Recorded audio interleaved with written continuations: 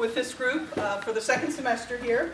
As many of you know, this is a class full of energy, enthusiasm, and creativity, not to mention the fact that we have collectively over 30 years of foundations experience in this class.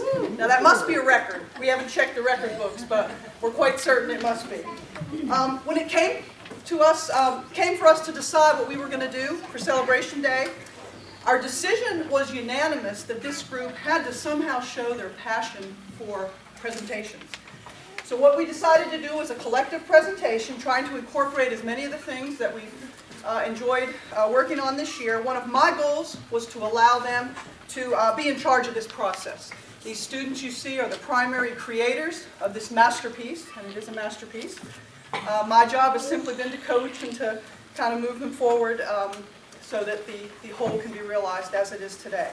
So today you're in for a real treat. Our class has cooked up a very special presentation for you titled The Ingredients of a Quality Education. Now I turn the floor over to everyone's favorite talk show personality, Chef Carter. Welcome back, ladies and gentlemen, to this week's edition of Cooking with Carter. Today, I will be joined by several experts who will assist me in cooking up a quality education. Our first guest will be Ralph, the Kid Genius. Good morning. My name is Ralph, the Kid Genius, and I'm going to tell you some of the things that I think are important in a good education.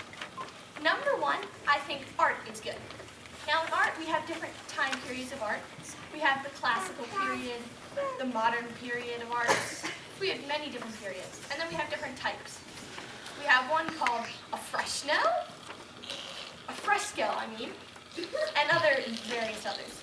So I'm going to draw for you today a very good dog.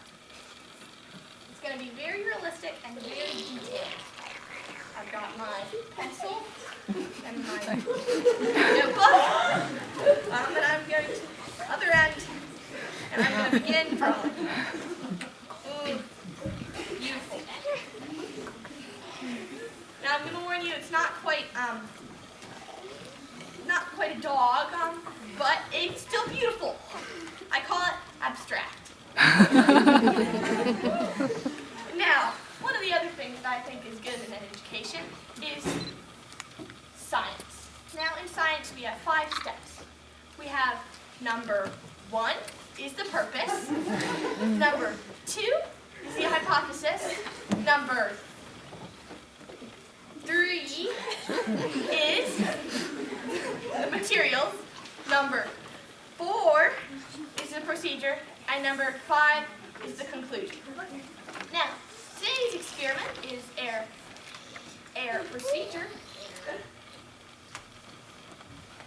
Air purpose is to see what will happen when 2 crackers are forced together. Our hypothesis is that they will get bigger. Now, our materials are 2 crackers and 1 highly smart person. Now, our procedure is to smash the crackers together. Now, after doing the procedure, we can come to the conclusion that they did not get bigger, but crumbled and got into smaller bits. And we're going to put some of the crackers into the pot. And the pot. And there goes.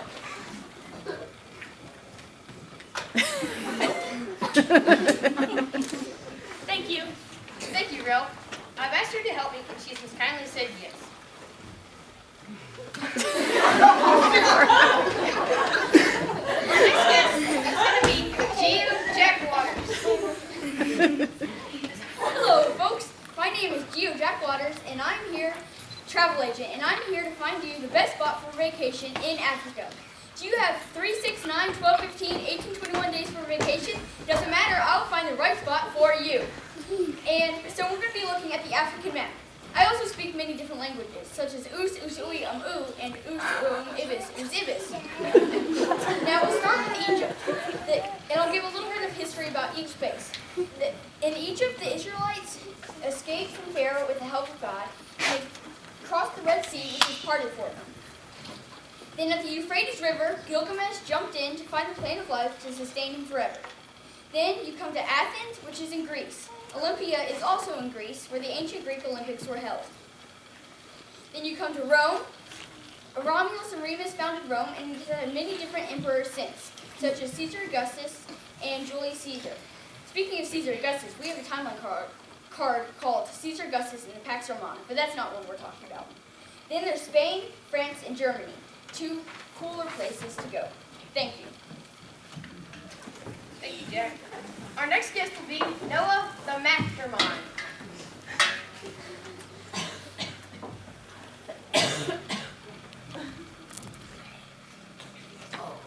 Hello, I am the mastermind. What am I the mastermind of, you say? Circles. Now, if you are looking for what is a circle, a circle is the closed curved shape which all points are the same distance from the center. What is the area of a circle? The area is pi times radius. Now, if you are looking for what is on the outside, it is called the circumference. It is 2 pi times radius. Now, I must leave you, but first, remember these words uttered by the famous scientist Archimedes.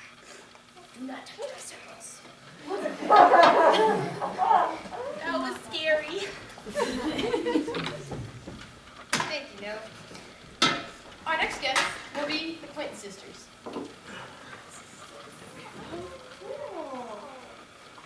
Hey! You got history in my timeline. You got timeline in my history. I mean, come on. How does your history sentence tell me about the Mexican Revolution go with my timeline card, the Mexican Revolution? And how does your timeline card, Muhammad follows Islam, go with my history sentence, the Muslim Empire? Hey! They work together. Yeah, so if you say your history sentence about the Mexican Revolution, you learn a little bit, and then you read my timeline card and you learn more. Yeah. So I guess they can join together. Hey, you hungry? Yeah. Thank you. Our next guest will be Amazing Amelia, the English animal trainer. I'm Amazing Amelia, as Carter correctly stated. And Carter correct as liberation. You're probably wondering why I teach animals English. You think they can't talk. Well, they are completely capable of speaking, but their grammar is just so catastrophic. They are too embarrassed to talk.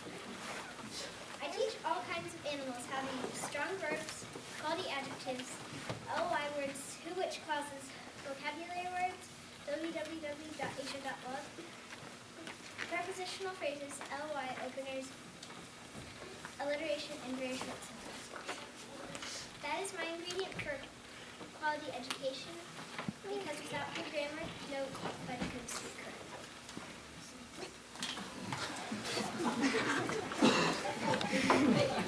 Our final guest will be Professor Peter. So, what do we have here in the pot for quality education? We have 3 teaspoons of tryptophan, which is the equivalent of 1 tablespoon. 2 tablespoons, or 1 fluid ounce, of thawed science. 8 fluid ounces, or 1 cup, of melted English. 2 cups of ground math. 2 pints, or 1 quart, of pure history and time. 4 quarts, or 1 gallon, of fresh geography. Hopefully, all of these have been well mixed, and I hope they didn't forget to add a pinch of art and music, several sprinklings of science experiments, and a dash of real-life application and integration. Now, I think it's ready. Ah, smells so good. Oh wait, I almost forgot. This recipe will fall fast without God and prayer. Now let's add a little bit of this and that. Okay, lots of this and lots of that. And we're good. Because we need God and prayer, because as the philosopher Aristotle said, educating the mind without educating the heart is no education at all. Thank you, Professor. Now I like all these ingredients. They all taste very good, but I think we're missing one. Really? Good friends. Now take Peter here, for example. He doesn't care what I do to him. I do? He doesn't even care if it's one of the ingredients in our soup. What? Now that should be about it. Now you stick the soup in the oven, boil for 10 seconds,